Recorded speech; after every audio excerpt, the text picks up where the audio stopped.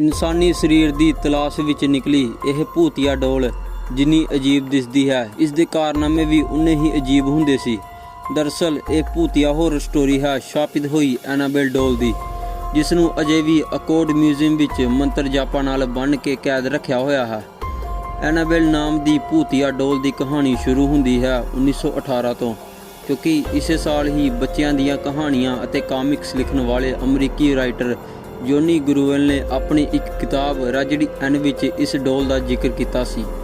ਦਰਅਸਲ ਜੋਨੀ ਨੇ ਇਸ ਕਹਾਣੀ ਵਿੱਚ ਆਪਣੇ ਨਾਲ ਹੋਈ ਇੱਕ ਰੀਅਲ ਇਨਸੀਡੈਂਟ ਬਾਰੇ ਲਿਖਿਆ। ਜੋਨੀ ਦੱਸਦੇ ਨੇ ਕਿ ਇੱਕ ਦਿਨ ਉਹ ਆਪਣੇ ਘਰ ਦੇ ਬਾਹਰ ਇੱਦਾਂ ਹੀ ਘੁੰਮ ਰਹੇ ਸੀ ਅਤੇ ਉਹਨਾਂ ਨੂੰ ਆਪਣੇ ਘਰ ਦੇ ਬੈਕਯਾਰਡ 'ਤੇ ਇੱਕ ਡੋਲ ਪਈ ਮਿਲੀ। ਜੋਨੀ ਨੇ ਉਸ ਡੋਲ ਨੂੰ ਆਪਣੇ ਘਰ ਵਿੱਚ ਪਹਿਲਾਂ ਕਦੇ ਨਹੀਂ ਦੇਖਿਆ ਸੀ, ਇਸ ਲਈ ਉਹਨਾਂ ਨੇ ਆਪਣੇ ਗੁਆਂਢੀਆਂ ਕੋਲ ਜਾ ਕੇ ਪੁੱਛਿਆ ਕਿ ਇਹ ਡੋਲ ਉਹਨਾਂ ਦੀ ਤੇ ਨਹੀਂ, ਪਰ ਸਾਰੇ ਗੁਆਂਢੀਆਂ ਨੇ ਵੀ ਇਨਕਾਰ ਕਰ ਦਿੱਤਾ। ਜੋਨੀ ਨੂੰ ਕੁਝ ਸਮਝ ਨਹੀਂ ਆ ਰਹੀ ਸੀ ਕਿ ਇਹ ਡੋਲ ਉਹਨਾਂ ਦੇ ਘਰ ਕਿਵੇਂ ਆਈ।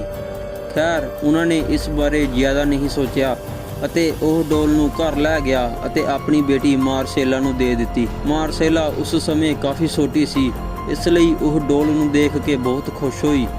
ਹੁਣ ਮਾਰਸੇਲਾ ਹਰ ਸਮੇਂ ਉਸ ਡੋਲ ਨਾਲ ਹੀ ਖੇਡਦੀ ਰਹਿੰਦੀ ਸੀ ਅਤੇ ਕੁਝ ਹੀ ਦਿਨਾਂ ਵਿੱਚ ਇਸ ਤਰ੍ਹਾਂ ਖੇਡਦਿਆਂ ਉਸ ਨੂੰ ਡੋਲ ਨਾਲ ਬਹੁਤ ਲਗਾਵ ਹੋ ਗਿਆ ਸੀ ਅਤੇ ਉਹ ਇੱਕ ਪਲ ਲਈ ਵੀ ਉਹ ਡੋਲ ਆਪਣੇ ਤੋਂ ਦੂਰ ਨਹੀਂ ਕਰਦੀ ਸੀ।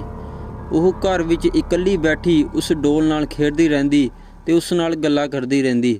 ਪਰ ਇਹ ਸਭ ਦੇਖ ਕੇ ਜੋਨੀ ਨੂੰ ਆਪਣੀ ਬੇਟੀ ਦੀ ਥੋੜੀ ਫਿਕਰ ਵੀ ਹੁੰਦੀ, ਪਰ ਫਿਰ ਵੀ ਬੱਚੀ ਸਮਝ ਕੇ ਉਹ ਉਸ ਨੂੰ ਡੋਲ ਨਾਲ ਖੇਡ ਦਿੰਦੇ ਸੀ।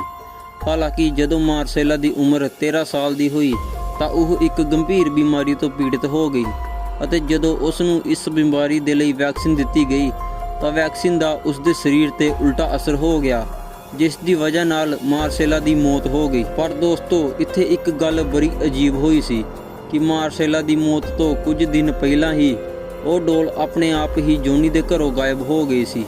ਜੋਨੀ ਨੇ ਮਾਰਸੇਲਾ ਦੇ ਕਹਿਣ ਤੇ ਉਸ ਨੂੰ ਕਾਫੀ ਲੱਭਿਆ ਸੀ, ਪਰ ਉਹ ਕਿਤੇ ਨਹੀਂ ਮਿਲੀ। ਯਾਨੀ ਕਿ ਡੋਲ ਜੋਨੀ ਦੇ ਘਰ ਜਿਸ ਰਹੱਸਮਈ ਤਰੀਕੇ ਨਾਲ ਆਈ ਸੀ ਉਸੇ ਰਹੱਸਮਈ ਤਰੀਕੇ ਨਾਲ ਗਾਇਬ ਵੀ ਹੋ ਗਈ।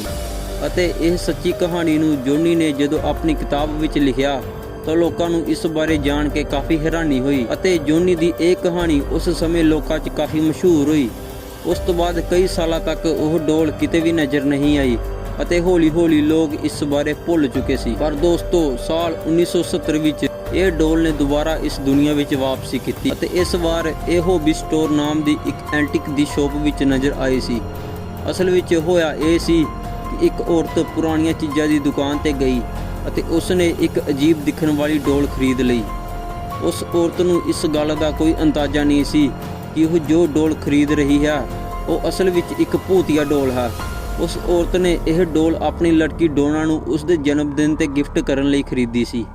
ਡੋਨਾ ਉਸ ਸਮੇਂ ਨਰਸਿੰਗ ਦੀ ਪੜ੍ਹਾਈ ਕਰ ਰਹੀ ਸੀ ਅਤੇ ਆਪਣੀਆਂ 2 ਸਹੇਲੀਆਂ ਨਾਲ ਹੋਸਟਲ ਵਿੱਚ ਰਹਿੰਦੀ ਸੀ। ਡੋਨਾ ਆਪਣੀ ਮਾਂ ਦੇ ਇਸ ਗਿਫਟ ਤੋਂ ਕਾਫੀ ਹੈਰਾਨ ਸੀ, ਕਿਉਂਕਿ ਇਸ ਤੋਂ ਪਹਿਲਾਂ ਉਸ ਦੀ ਮਾਂ ਨੇ ਉਸ ਨੂੰ ਕਦੇ ਵੀ ਡੋਲ ਗਿਫਟ ਨਹੀਂ ਕੀਤੀ ਸੀ ਅਤੇ ਇਸ ਤੋਂ ਇਲਾਵਾ ਉਸ ਦੀ ਡੋਲ ਨਾਲ ਖੇਡਣ ਦੀ ਉਮਰ ਵੀ ਲੰਘ ਚੁੱਕੀ ਸੀ। ਪਰ ਫਿਰ ਵੀ ਉਸ ਨੂੰ ਆਪਣੀ ਮਾਂ ਦਾ ਇਹ ਤੋਹਫਾ ਬਹੁਤ ਪਸੰਦ ਆਇਆ ਅਤੇ ਉਸ ਨੇ ਉਸ ਡੋਲ ਨੂੰ ਆਪਣੇ ਕਮਰੇ ਵਿੱਚ ਇੱਕ ਜਗ੍ਹਾ ਤੇ ਸਜਾ ਕੇ ਰੱਖ ਦਿੱਤਾ। ਹਾਲਾਂਕਿ ਡੋਨਾ ਦੇ ਨਾਲ ਰਹਿਣ ਵਾਲੀ ਉਸ ਦੀਆਂ 2 ਸਹੇਲੀਆਂ ਨੂੰ ਇਹ ਡੋਲ ਬਿਲਕੁਲ ਵੀ ਪਸੰਦ ਨਹੀਂ ਆਈ ਸੀ ਅਤੇ ਉਹਨਾਂ ਵਿੱਚੋਂ ਇੱਕ, ਜਿਸ ਦਾ ਨਾਂ ਲੂ ਸੀ, ਉਹਨੂੰ ਤਾਂ ਇਹ ਡੋਲ ਸ਼ੁਰੂ ਤੋਂ ਹੀ ਅਜੀਬ ਲੱਗਦੀ ਸੀ। ਉਸ ਨੇ ਡੋਨਾ ਨੂੰ ਮਨਾ ਵੀ ਕੀਤਾ ਸੀ ਕਿ ਉਹ ਇਸ ਡੋਲ ਨੂੰ ਕਮਰੇ ਵਿੱਚ ਨਾ ਰੱਖੇ, ਪਰ ਡੋਨਾ ਨੇ ਉਸ ਦੀ ਗੱਲ ਨਾ ਸੁਣਦਿਆਂ ਹੋਇਆਂ ਉਸ ਡੋਲ ਨੂੰ ਕਮਰੇ ਵਿੱਚ ਹੀ ਰੱਖਿਆ। ਹੁਣ ਇਹ ਡੋਲ ਦੇ ਕਮਰੇ ਵਿੱਚ ਦਾਖਲ ਹੁੰਦੇ ਹੀ ਅਜੀਬ ਚੀਜ਼ਾਂ ਸ਼ੁਰੂ ਹੋਣ ਲੱਗ ਪਈਆਂ। ਸਭ ਤੋਂ ਪਹਿਲਾਂ ਡੋਨਾ ਨੇ ਇਹ ਗੌਰ ਕੀਤਾ ਕਿ ਡੋਲ ਆਪਣੀ ਜਗ੍ਹਾ ਤੋਂ ਆਪਣੇ ਆਪ ਹੀ ਮੂਵ ਕਰ ਲੈਂਦੀ ਸੀ। ਦਰਅਸਲ ਜਦੋਂ ਵੀ ਡੋਨਾ ਅਤੇ ਉਸ ਦੀਆਂ ਫਰੈਂਡਸ ਕਮਰੇ ਤੋਂ ਬਾਹਰ ਜਾਂਦੀ ਸੀ ਅਤੇ ਫਿਰ ਜਦੋਂ ਉਹ ਵਾਪਸ ਆਉਂਦੇ ਸੀ ਤਾਂ ਇਹ ਡੋਲ ਉਹਨਾਂ ਨੂੰ ਇੱਕ ਨਵੀਂ ਜਗ੍ਹਾ ਤੇ ਮਿਲਦੀ ਸੀ। ਡੋਨਾ ਕਈ ਵਾਰ ਇਸ ਗੱਲ ਨੂੰ ਨੋਟਿਸ ਕਰ ਰਹੀ ਸੀ ਅਤੇ ਜਦੋਂ ਉਸਨੇ ਇਹ ਗੱਲ ਆਪਣੇ ਰੂਮਮੇਟਸ ਨੂੰ ਦੱਸੀ ਤਾਂ ਉਸ ਦੀਆਂ ਦੋਨੇ ਸਹੇਲੀਆਂ ਨੇ ਕਿਹਾ ਕਿ ਉਸ ਡੋਲ ਨੂੰ ਤੁਰੰਤ ਹੀ ਕਮਰੇ ਤੋਂ ਬਾਹਰ ਕੱਢ ਦੇ, ਕਿਉਂਕਿ ਇਹ ਇੱਕ ਸ਼ਾਪਿਤ ਭੂਤੀਆ ਡੋਲ ਹੈ। ਪਰ ਡੋਨਾ ਨੇ ਆਪਣੇ ਦੋਸਤ ਦੀਆਂ ਗੱਲਾਂ ਨੂੰ ਨਜ਼ਰਅੰਦਾਜ਼ ਕਰ ਦਿੱਤਾ, ਕਿਉਂਕਿ ਉਹ ਭੂਤ ਪ੍ਰੇਤ ਦੀਆਂ ਗੱਲਾਂ ਤੇ ਵਿਸ਼ਵਾਸ ਨਹੀਂ ਕਰਦੀ ਸੀ। ਕੁਝ ਦਿਨ ਇਸ ਤਰ੍ਹਾਂ ਹੀ ਸਮਾਂ ਬੀਤਦਾ ਗਿਆ ਅਤੇ ਇਹ ਲੋਕ ਡੋਲ ਦੀਆਂ ਅਜੀਬੋ-ਗਰੀਬ ਹਰਕਤਾਂ ਵੱਲ ਧਿਆਨ ਦਿੰਦੇ ਰਹੇ। ਕਰੀਬ 1 ਮਹੀਨਾ ਬੀਤਣ ਤੋਂ ਬਾਅਦ ਉਹਨਾਂ ਨੂੰ ਕਮਰੇ ਦੇ ਅੰਦਰ ਇੱਕ ਕਾਗਜ਼ ਪਿਆ ਮਿਲਿਆ। ਇਸ ਕਾਗਜ਼ ਤੇ ਕਿਸੇ ਬੱਚੇ ਦੀ ਰਾਈਟਿੰਗ ਵਿੱਚ ਹੈਲਪ ਮੀ ਲਿਖਿਆ ਹੋਇਆ ਸੀ। ਤੇ ਉਹਨਾਂ ਨੂੰ ਇਹ ਕਾਗਜ਼ ਇੱਕ ਵਾਰ ਨਹੀਂ ਬਲਕਿ ਕਈ ਵਾਰ ਕਮਰੇ ਵਿੱਚ ਪਿਆ ਮਿਲਿਆ ਸੀ। ਇਸ ਤੋਂ ਇਲਾਵਾ ਇੱਕ ਵਾਰ ਜਦੋਂ ਇਹ ਲੋਕ ਰਾਤ ਨੂੰ ਕਿਤੋਂ ਬਾਹਰੋਂ ਆਪਣੇ ਕਮਰੇ ਵਿੱਚ ਆਏ ਤਾਂ ਉਹਨਾਂ ਨੇ ਦੇਖਿਆ ਕਿ ਇਸ ਡੋਲ ਦੇ ਪੇਟ ਅਤੇ ਛਾਤੀ ਤੇ ਲਾਲ ਰੰਗ ਦੇ ਧੱਬੇ ਲੱਗੇ ਹੋਏ ਸੀ ਅਤੇ ਇਹ ਤਿੰਨੇ ਫਰੈਂਡਸ ਨਰਸਿੰਗ ਦੀ ਸਟੂਡੈਂਟ ਸਨ। ਇਸ ਕਰਕੇ ਇਹਨਾਂ ਨੂੰ ਇਹ ਪਤਾ ਲਗਾਉਣ ਵਿੱਚ ਜਰਾ ਜਿਹਾ ਵੀ ਸਮਾਂ ਨਹੀਂ ਲੱਗਿਆ ਕਿ ਇਹ ਧੱਬੇ ਕਿਸੇ ਰੰਗ ਦੇ ਨਹੀਂ ਬਲਕਿ ਖੂਨ ਦੇ ਸੀ। ਕਿਸੇ ਨੂੰ ਸਮਝ ਨਹੀਂ ਆਈ ਕਿ ਇਸ ਡੋਲ ਦੇ ਕੱਪੜਿਆਂ ਤੇ ਇਹ ਖੂਨ ਲੱਗਾ ਕਿੱਥੋਂ। ਇਸ ਘਟਨਾ ਤੋਂ ਬਾਅਦ ਲੂ ਨੇ ਡੋਨਾ ਨੂੰ ਕਈ ਵਾਰ ਕਿਹਾ ਕਿ ਇਹ ਡੋਲ ਇੱਕ ਸ਼ਾਪਿਤ ਭੂਤੀਆ ਡੋਲ ਹੈ ਅਤੇ ਇਸ ਨੂੰ ਇੱਥੇ ਰੱਖਣਾ ਬਿਲਕੁਲ ਵੀ ਠੀਕ ਨਹੀਂ ਹੈ। ਪਰ ਡੋਨਾ ਆਪਣੇ ਕਿਸੇ ਵੀ ਦੋਸਤ ਦੀ ਕੋਈ ਗੱਲ ਸੁਣਨ ਨੂੰ ਤਿਆਰ ਨਹੀਂ ਸੀ ਅਤੇ ਇਹਨਾਂ ਸਭ ਹੋਣ ਤੋਂ ਬਾਅਦ ਵੀ ਡੋਨਾ ਨੇ ਆਪਣੇ ਕਮਰੇ ਤੋਂ ਇਸ ਡੋਲ ਨੂੰ ਨਹੀਂ ਹਟਾਇਆ। ਦਰਅਸਲ ਡੋਨਾ ਨੂੰ ਵੀ ਇਸ ਡੋਲ ਨਾਲ ਕੁਝ ਅਜੀਬ ਤਰੀਕੇ ਦਾ ਲਗਾਵ ਹੋ ਚੁੱਕਾ ਸੀ। ਇੱਕ ਦਿਨ ਲੂ ਘਰ ਵਿੱਚ ਇਕੱਲੀ ਸੀ ਅਤੇ ਡੋਨਾ ਆਪਣੀ ਦੂਜੀ ਸਹੇਲੀ ਨਾਲ ਕਿਸੇ ਕੰਮ ਤੋਂ ਬਾਹਰ ਗਈ ਹੋਈ ਸੀ ਤਾਂ ਲੂ ਨੂੰ ਡੋਨਾ ਦੇ ਕਮਰੇ ਵਿੱਚੋਂ ਚਿੰਕਣ ਦੀ ਆਵਾਜ਼ ਆਈ। ਇਸ ਆਵਾਜ਼ ਦੇ ਚੱਕਰ ਵਿੱਚ ਉਹ ਭੁੱਲ ਗਈ ਸੀ ਕਿ ਡੋਨਾ ਤੇ ਘਰ ਵਿੱਚ ਹੈ ਹੀ ਨਹੀਂ। ਉਹ ਭੱਜਦੇ ਹੋਏ ਜਦੋਂ ਕਮਰੇ ਵਿੱਚ ਗਈ ਤਾਂ ਉਸਨੇ ਦੇਖਿਆ ਕਿ ਕਮਰੇ ਵਿੱਚ ਉਸ ਡੋਲ ਤੋਂ ਇਲਾਵਾ ਹੋਰ ਕੋਈ ਨਹੀਂ ਸੀ। ਪਰ ਇਸ ਤੋਂ ਬਾਅਦ ਕਮਰੇ 'ਚੋਂ ਲੂ ਦੇ ਚਿੰਕਣ ਦੀ ਵੀ ਆਵਾਜ਼ ਆਈ ਅਤੇ ਇਤਫਾਕ ਨਾਲ ਡੋਨਾ ਅਤੇ ਉਸ ਦੀ ਸਹੇਲੀ ਉਸ ਸਮੇਂ ਵਾਪਸ ਆ ਗਏ ਸੀ ਅਤੇ ਜਿਵੇਂ ਹੀ ਉਹ ਦੋਵਾਂ ਨੂੰ ਲੂ ਦੀ ਆਵਾਜ਼ ਆਈ ਉਹ ਦੋਵੇਂ ਜਲਦੀ ਕਮਰੇ ਵੱਲ ਭੱਜੀਆਂ। ਕਮਰੇ ਵਿੱਚ ਜਾ ਕੇ ਉਹਨਾਂ ਨੇ ਦੇਖਿਆ ਕਿ ਕਮਰੇ ਵਿੱਚ ਲੂ ਫਰਸ਼ ਤੇ ਬੇਹੋਸ਼ ਪਈ ਸੀ ਅਤੇ ਉਸ ਦੇ ਸਰੀਰ ਤੇ ਡੂੰਘੇ ਜ਼ਖਮਾਂ ਦੇ ਨਿਸ਼ਾਨ ਸੀ। ਇਹ ਦੋਵੇਂ ਸਹੇਲੀਆਂ ਲੂ ਨੂੰ ਹਸਪੀਟਲ ਲੈ ਕੇ ਗਈਆਂ ਜਿੱਥੇ ਉਸ ਨੂੰ ਤੁਰੰਤ ਹੀ ਐਡਮਿਟ ਕਰ ਲਿਆ ਗਿਆ ਤੇ ਫਿਰ ਲਗਭਗ 2 ਦਿਨ ਬਾਅਦ ਜਦੋਂ ਲੂ ਨੂੰ ਹੋਸ਼ ਆਇਆ ਤੇ ਉਸਨੇ ਡੋਨਾ ਨੂੰ ਦੱਸਿਆ ਕਿ ਉਸ ਤੇ ਇਹ ਹਮਲਾ ਉਸ ਦੀ ਡੋਨ ਨੇ ਕੀਤਾ ਹੈ ਅਤੇ ਇਹ ਸੁਣ ਕੇ ਡੋਨਾ ਦਾ ਸਿਰ ਹੀ ਚਕਰਾ ਗਿਆ। ਹੁਣ ਉਸ ਨੂੰ ਲੂ ਦੀਆਂ ਕਹੀਆਂ ਹੋਈਆਂ ਸਾਰੀਆਂ ਗੱਲਾਂ ਤੇ ਵਿਸ਼ਵਾਸ ਹੋਣ ਲੱਗ ਪਿਆ ਸੀ ਕਿਉਂਕਿ ਲੂ ਤੇ ਜਾਨਲੇਵਾ ਹਮਲਾ ਹੋਇਆ ਅਤੇ ਇਸ ਹਾਲਤ ਵਿੱਚ ਉਹ ਕਦੇ ਵੀ ਝੂਠ ਨਹੀਂ ਬੋਲ ਸਕਦੀ ਸੀ। ਡੋਨਾ ਤੁਰੰਤ ਹੀ ਆਪਣੇ ਹੋਸਟਲ ਦੇ ਨੇੜੇ ਵਾਲੀ ਚਰਚ ਵਿੱਚ ਗਈ ਅਤੇ ਫਾਦਰ ਹੈਗਨ ਨੂੰ ਇਸ ਸਾਰੀ ਘਟਨਾ ਬਾਰੇ ਦੱਸ ਦਿੱਤਾ।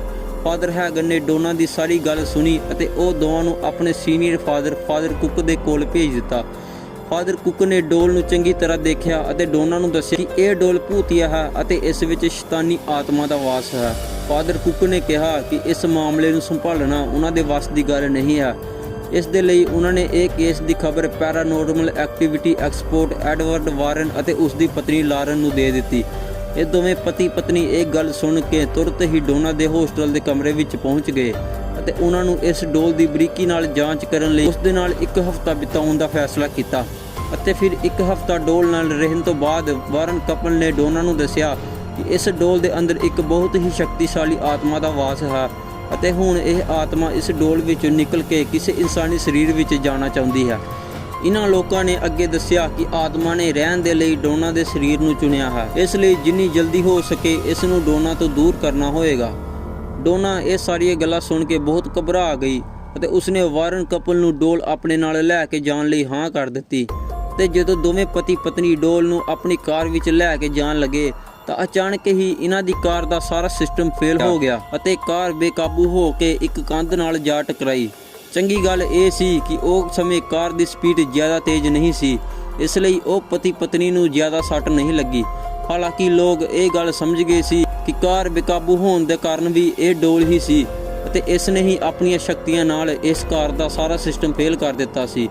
ਹਾਲਾਂਕਿ ਕਿੱਦਾਂ ਵੀ ਕਰਕੇ ਘਰ ਪਹੁੰਚਣ ਤੋਂ ਬਾਅਦ ਇਹਨਾਂ ਪਤੀ ਪਤਨੀ ਨੇ ਤੰਤਰ ਮੰਤਰ ਅਤੇ ਪਵਿੱਤਰ ਜਲ ਦੀ ਮਦਦ ਨਾਲ ਇਹ ਡੋਲ ਨੂੰ ਸ਼ਾਂਤ ਕਰਕੇ ਇੱਕ ਸ਼ੀਸ਼ੇ ਦੇ ਬਾਕਸ ਵਿੱਚ ਬੰਦ ਕਰ ਦਿੱਤਾ ਅਤੇ ਫਿਰ ਉਹਨਾਂ ਨੇ ਉਸ ਡੋਲ ਨੂੰ ਆਪਣੇ ਖੁਦ ਦੇ ਮਿਊਜ਼ੀਅਮ ਓਕਲਟ ਮਿਊਜ਼ੀਅਮ ਵਿੱਚ ਰੱਖ ਦਿੱਤਾ ਅਤੇ ਉਦੋਂ ਤੋਂ ਲੈ ਕੇ ਅੱਜ ਤੱਕ ਇਹ ਡੋਲ ਉਸੇ ਮਿਊਜ਼ੀਅਮ ਵਿੱਚ ਰੱਖੀ ਹੋਈ ਹੈ। ਅਤੇ ਦੋਸਤੋ, ਜਿੱਥੇ ਇਸ ਨੂੰ ਮਿਊਜ਼ੀਅਮ ਵਿੱਚ ਰੱਖਿਆ ਗਿਆ ਹੈ ਉੱਥੇ ਇੱਕ ਵਾਰਨਿੰਗ ਵੀ ਲਿਖੀ ਹੋਈ ਹੈ ਕਿ ਕੋਈ ਇਸ ਬਾਕਸ ਦੇ ਨੇੜੇ ਨਾ ਆਏ ਅਤੇ ਨਾ ਹੀ ਇਸ ਨੂੰ ਹੱਥ ਲਾਉਣ ਦੀ ਕੋਸ਼ਿਸ਼ ਕਰੇ ਕਿਉਂਕਿ ਇਸ ਡੋਲ ਵਿੱਚ ਅਜੇ ਵੀ ਸ਼ੈਤਾਨੀ ਸ਼ਕਤੀਆਂ ਮੌਜੂਦ ਹਨ। ਖੈਰ, ਤੁਸੀਂ ਕੀ ਸੋਚਦੇ ਹੋ ਇਸ ਕਹਾਣੀ ਬਾਰੇ ਸਾਨੂੰ ਕਮੈਂਟ ਕਰਕੇ ਜ਼ਰੂਰ ਦੱਸੋ ਅਤੇ ਵੀਡੀਓ ਨੂੰ ਲਾਈਕ ਅਤੇ ਚੈਨਲ ਨੂੰ ਸਬਸਕ੍ਰਾਈਬ ਵੀ ਜ਼ਰੂਰ ਕਰ ਦਿਓ। ਆਪਣਾ ਕੀਮਤੀ ਸਮਾਂ ਦੇਣ ਲਈ ਬਹੁਤ ਬਹੁਤ ਧੰਨਵਾਦ। ਜੈ ਹਿੰਦ।